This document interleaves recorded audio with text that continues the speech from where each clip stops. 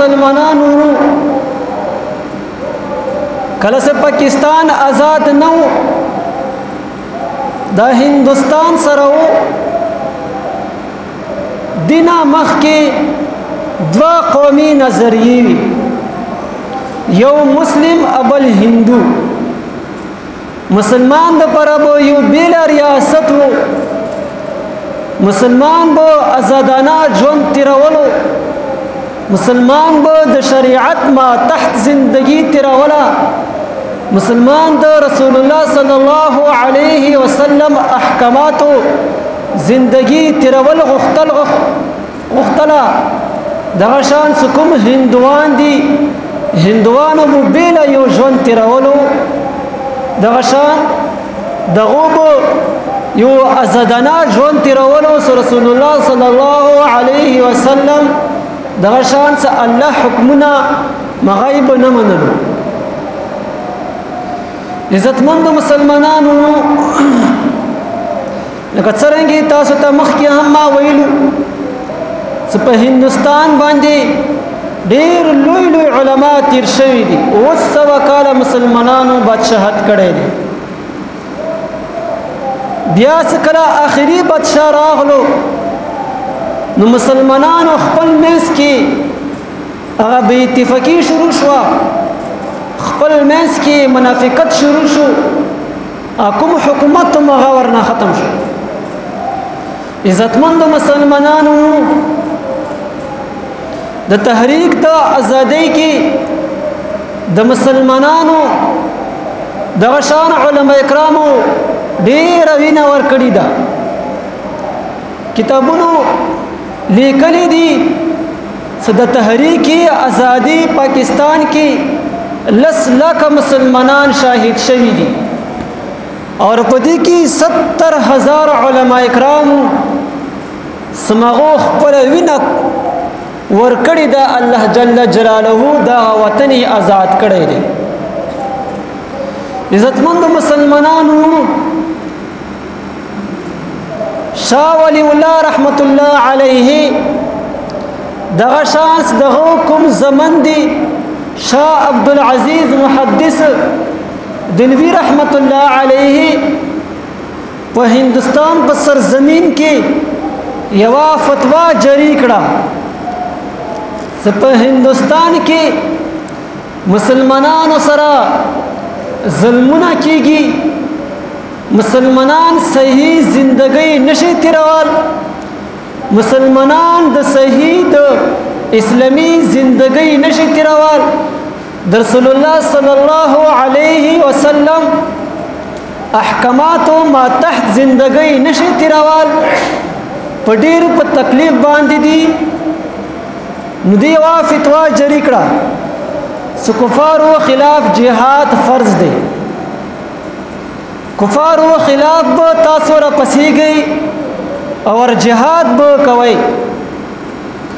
د دې د فتنې نه بعد عزتمند مسلمانانو په هندوستان کې دسي علما تیر شوي دي یوا مختصره غنی واقعا دي مصر کې یوا مدرسه دي الزهري په نام باندې دي سپټولو کې غټه مدرسه مغا مصر کې دي غنا علاوه ابله مدرسه نشته پدې کې یوا مسله راويچته شو سډیر علما په دې باندې مسلې باندې وضاحت وکړو دغه مسله حل شي لیکن هغه مسله حل نشوه بیا د مصر علما کرامو مشوره وکړه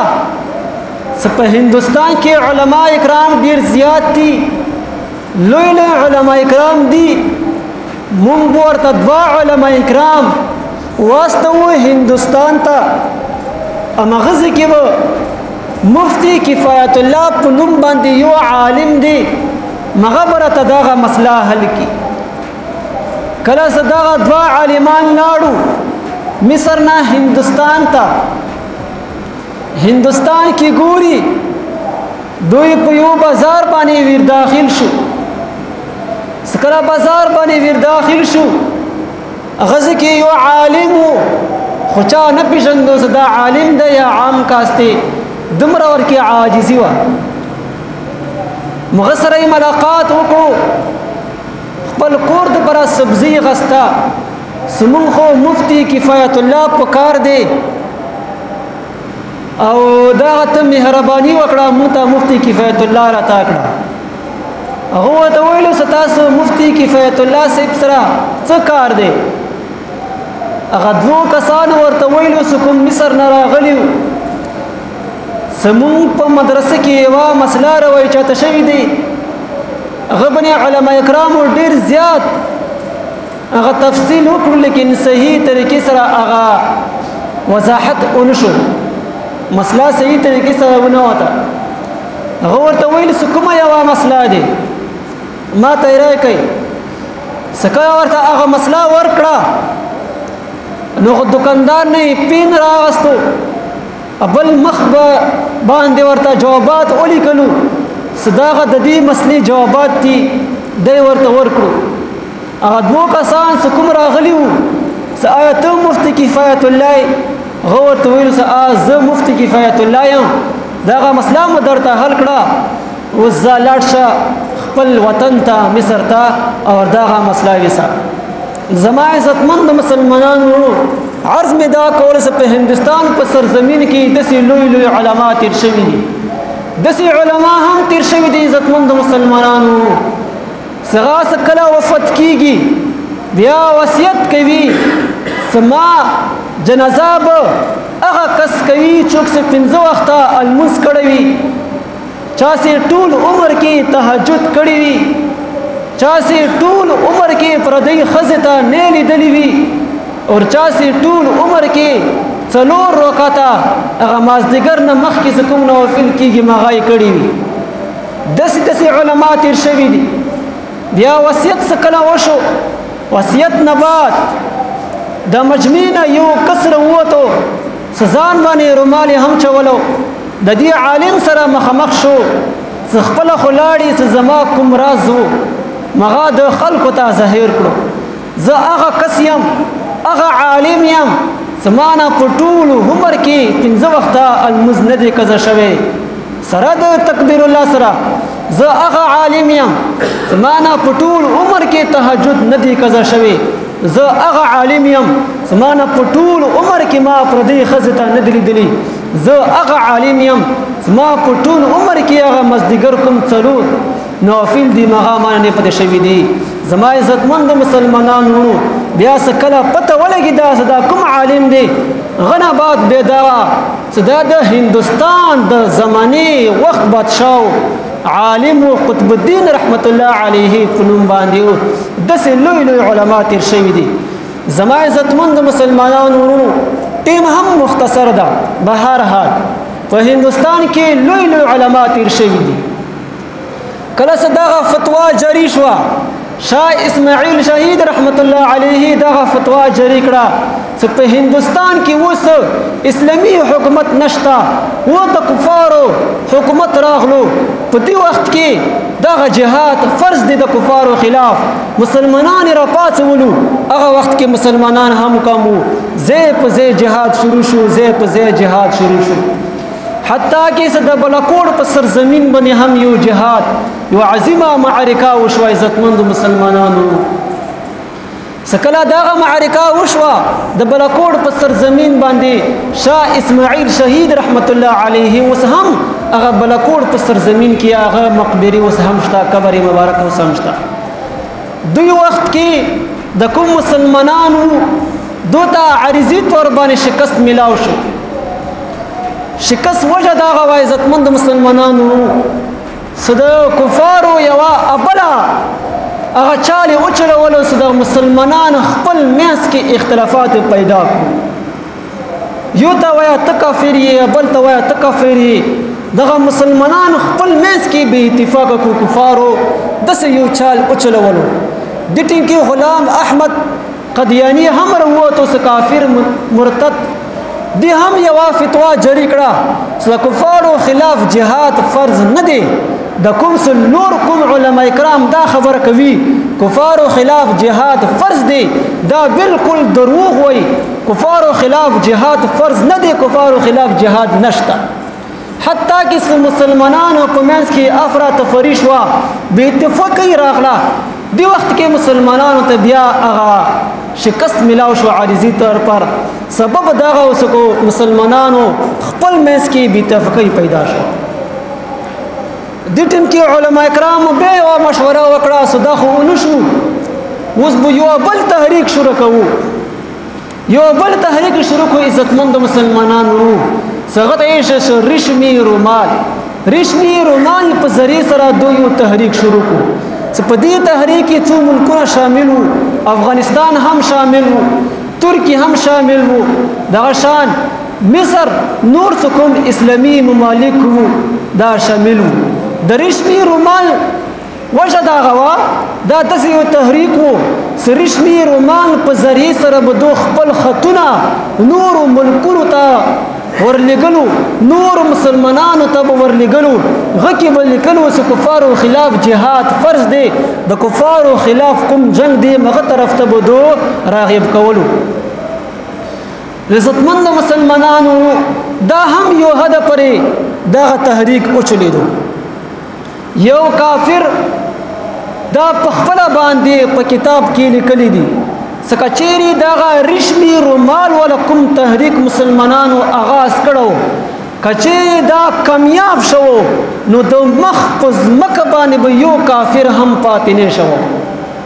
خو چونکی دغه هم ناکام شو د ناکامۍ وجه دا غوا مهاجر مکی رحمت الله علیه صدا هم په علماء دیوبند کې یو غټ عالم په دې په مریدانو کې یو مرید وو صدغه د مسلمانانو په شکل کې کافر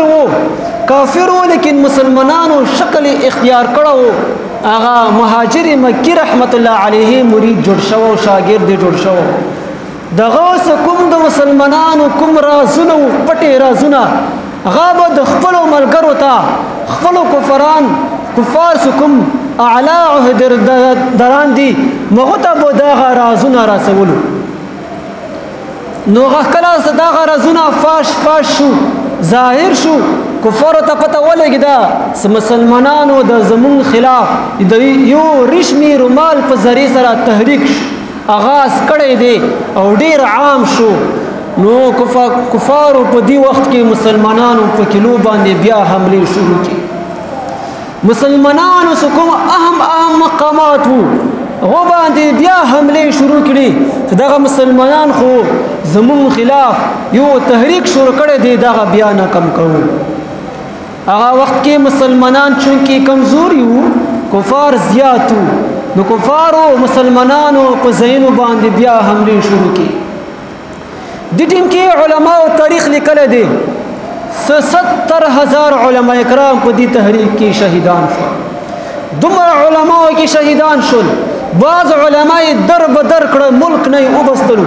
بعض علماء ته پنسي ورکړه بعض علماء په سینونو کې په دریابونو کې واچولو کتابونو لیکلي دي چې د کوم سپنه هرونه کې اوبر روان دي دوکې دغه وینو سیلبونه شروع شو دومره وینه توی شو عزتمند مسلمانانو دغه پاکستان دغه کفارو مونږ ته پلاس کې نه راکړی دغه پاکستان تاسو واخلئ دی پاکستان کې د مون او تاسو په شان د سپینګرو ځوانانو وینه ورکړي د عزتمند مسلمانانو بیا هغه تحریک کامیاب شو دینه بعد هر مسلمانانو د رشمی رومال د کوم تحریک دا هم ناکام شو د ټیم کې شاه ولی الله رحمت الله علیه نور کوم علما کرام دوی اجلاس وروختلو زوس خو دغه طریقه هم نه کیږي کفار خو ډیر زیات شو او منافقت هم ډیر زیات شو جاسوسي هم ډیر زیات شو د مسلمانانو په شکل کې به کفار وي او خپل رزونه به هغه تر رسوي اوس به موږ داسې کوو اوس به موږ ژبې نه کار اخلو د تقریرونو به کار اخلو د مدرسې روح اختیار کړو عزتمندو مسلمانانو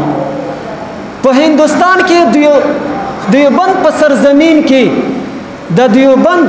سنن سبا کې یو عظیمه نماده تاسو به هم اوریدلی وي دغه افتتاح وشوه دغه آغاز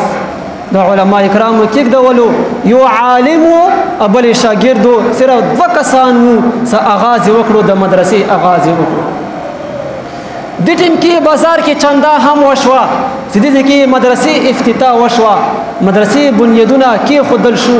دیوبند په نام باندې که تاسو څه وس راسي هغې مدرسې کې خپل خیر و برکت واچوئ هغه ټیم کې 17 روپۍ یا 18 روپۍ جمع شوې هغه مدرسې ته حواله شي مدرسې تعمیر شروع شو دا شیخ محمود الحسن رحمت الله علیه د دې شاګرد اوس هغه هم محمود الحسن رحمت الله علیه دا شاګرد کامیاب شو به دې شاګرد نه هزارو مسلمانان هغه علما طلبا پیدا شو د هندستان په سرزمین کې د علماو یو قسم راج بیا پیدا شو دی وخت کې قائد اعظم رحمت الله علیه صدا هم د علماو په صف کې شامل شو قائد اعظم یو ځکه خطاب وکړو مسلمانان ورته ویل ستا باندې موږ اعتماد نشته ته ځان سره علما ملګری کا قائد اعظم رحمت الله علیه ورته ویل ډیره خاده د لاړو دیوبند کوم غټ علما کرامو مغه ځان ته راوستو سما باندې خو هغه مسلمانان اعتماد نه کوي تاسو ما سره شي د دې تحریک کې تاسو ما سره خپل حساب واخلئ علماء سره هم حساب واخلئ 1940 کې دا تحریک شروع شو عزتمند مسلمانانو 7 سال دا تحریک شروع شو وشلیدو 7 سال 1940 کې دا تحریک شروع شو او 1947 کې دا تحریک ختم شو د ټیم کې بیا هغه مسلمانانو رو غلبا شروع کېدا حتی کې څه د تراغلاس مسلمانانو کې هم یو فرقه پیدا شو جماعت پیدا شو مسلم لیگ نام باندې یو جماعت پیدا شو اوټونه شروع شو کله چې اوټونه شروع شو اوټونه کې مسلم لیگ د کوم مسلمانانو علما کرامو علامه اقبال رحمت الله قائد اعظم رحمت الله علیه دو ټول یو ګروپ جوړ شو دغه کامیاب شو دا شان هغه پاکستان آزاد شو بیا دا مسلمانانو ہر طرف نہ دا ناری شی پاکستان کا مطلب کیا ہے لا الہ الا اللہ محمد رسول اللہ پاکستان زندہ باد ہم سب آپس میں بائی ہے دا ناری شروع شوی سمون ټول خپل کی ورونی او دا پاکستان کا مطلب کیا ہے لا الہ الا اللہ پاکستان ناری شروع شو پاکستان مون بیلا ملک واړو مون بیلا یو ریاست واړو جتن کې پاکستان آزاد شو عزتمند مسلمانانو په دې پاکستان کې لوی علما کرام وینه کړی دا